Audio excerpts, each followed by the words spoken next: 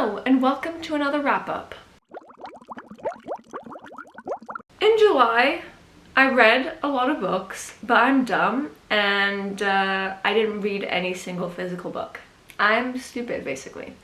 Yeah, I didn't read a single physical book. I only read ARCs, ebooks, and manga. We're not going to talk about it. I mean, I did read a physical book, but I didn't finish it, so it doesn't count. Yeah. Let's get into it. So the first book that I read in July was a book called Threads That Bind by Kika, I don't know how to say the last name, which is one of the most beautiful covers I've seen. So love that for me. And it is about this girl called Io that is one of three sisters, and they are descendants of the Fates from Greek mythology. I always think of the ones from the Disney movie.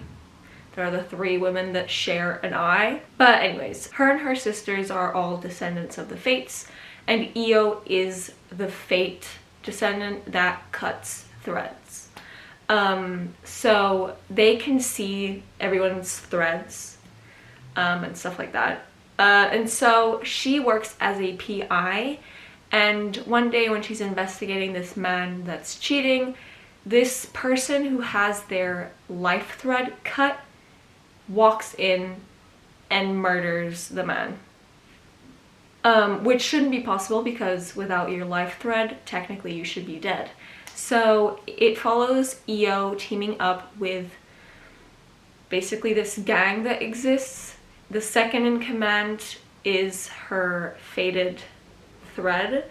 They have to work together to find out who is behind all of the murders. I feel like that was a little bit of a random explanation, but that's the plot. I thought I was gonna like this. I don't know if I'm a fan of mythology retellings, but I'm a fan of retellings, so I thought I was gonna like this, but I didn't. I ended up giving it a 2.5. It was okay. I really liked the part of the mythology world building thing. I liked that each of the gods of Greek mythology had descendants and they all had their different powers, but also that there were Egyptian god descendants. That was really cool. I liked that there were multiple gods from different cultures. That was cool. I also really liked the setting of the book. It's set in this like town city that's called Alante that has constant floods and stuff, so they have to walk on like bridges at the top of buildings and stuff. It sounds really dystopian and cool, and I liked it. However, everything else kind of was not good in my opinion. I think I'm once again the unpopular opinion, because why wouldn't I be? But the plot started off interesting, but then it was boring. Halfway through the book, I started getting bored of it, and all of the plot twists were very predictable to me. Also, the book apparently takes place during 5 days, which is insane to me. I didn't really like the characters, and I didn't really like the romance, especially because there's kind of a love triangle vibe for like 90% of the book. So yeah, those are my thoughts about that book. I'm sad I didn't like it, but I've read it. I'm not going to continue with it because it's a series of books. I don't care enough to continue, so yeah, another DNF series for my list. Next, I read the second and third volumes that are the only ones that are out so far of Love That's an Understatement, which I read the first volume a month ago or 2 months ago, very recently, which is about a delinquent and a very studious girl falling in love, which that's all I need, honestly. I really liked this. I liked the first one a lot. I loved these ones too. I gave both of them 4.5 stars. They're just so cute together.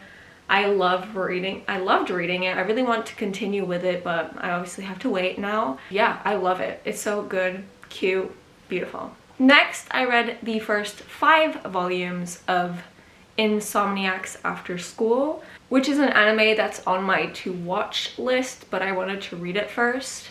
Yeah, which is about 2 people that are obviously insomniacs. The guy, I have forgotten their names. The guy goes up to this like is it observatory? I think it is. A place where like if you want to look at the moon through a telescope, that place, I think it's observatory. He finds a girl there, and long story short, they end up falling asleep there. So they become like friends who hang out in the observatory to the point where they make a club to keep staying there. Which is, I think it's astronomy. I don't remember. So yeah, it's about them taking pictures of the stars and being together. And it's really cute. I like it. I gave them all 4 stars. I'm hopefully going to continue with them. I just stopped. Don't know why, really. Next, I read another arc called Give Me a Sign by Anna Sortino, I think. I don't remember properly, but it's on the screen. Which is about this girl who is hard of hearing or deaf. I never know which one is correct, but her hearing is slowly deteriorating. She was born with not great hearing and it's slowly getting worse.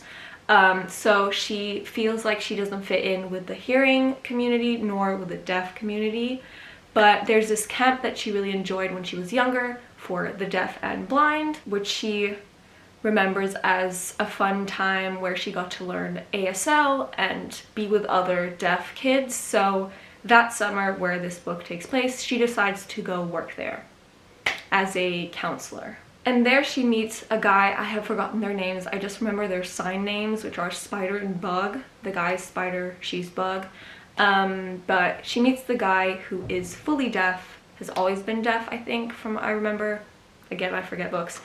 And she has a lot of difficulty communicating with him because she doesn't fully know sign language. So it's about her learning sign language and trying to figure out where she fits in. And also there's a romance, obviously. Again, this was another case of I thought I was gonna love this, but I was incorrect. I liked it, I didn't love it. I ended up giving it a 3.5. It was okay with some parts that I liked. I've always been a little bit interested in learning sign language, mostly because like on TikTok I see a lot of American Sign Language, which for me doesn't make sense because I don't live in America. But it was interesting to see like the struggles of deaf people, like at drive-thrus and stuff. There's some moments of that in the book. So that was interesting, and I think it is educational for those who don't know what people struggle with, because I already kind of knew. I'm not deaf, so I don't fully know, but I had seen a lot of TikToks of people like showing what they experience while being deaf in drive-thrus and stuff like that. So I already kind of knew, and I was expecting stuff like that to happen in the book, but I think this book is educational for those who don't. Other than that, it was very mediocre, I'd say. The plot was a little bit boring. It was always like there's a conflict and then it's solved, conflict solved, which I guess is books in general, but it was very repetitive and it was solved very easily. Like, for example, this is not a spoiler, but there's a moment where one of the kids at the camp loses her hearing aid. It's just problems all the time, they're solved, repetitive, boring. Also, most of the characters to me were not developed enough. There were a lot of characters, there were way too many. There were a million characters to keep track of. Maybe that's why it was all of them underdeveloped, because I don't think I could tell you a personality trait of any of them. The main character, the girl, she was not my favorite. And the romance, which is another like big part of the book, was not great to me. They were at the camp for 2 months and I did not feel like they had enough chemistry to date. It felt more like friendship vibes than I want to make out with you. But whatever. I'm sad that I didn't love it, but it is what it is. I liked it more for the deaf representation other than everything else. And the last book that I read was an arc, question mark, from NetGalley. It was published years ago, but it's on NetGalley, so I don't know how to say. I guess this is like I don't even know, a random book from NetGalley that already exists for years now. But it's called Sheets. It's a graphic novel about this boy who is dead and he is covered by a sheet, and about this girl who is like 12 and works at a laundromat. And so the boy gets himself to the living world and starts messing up her business. At the same time, there's this creepy man also trying to mess up her business so he can get the property from a 12-year-old. As you can probably tell, I did not like this book. I gave it a 2-star. It's so confusing. It doesn't make sense. It's about a 12-year-old that's working. Her parent is alive. Her dad is alive. Her mom died. But her dad is alive. He doesn't work at the laundromat or the... Is it laundromat?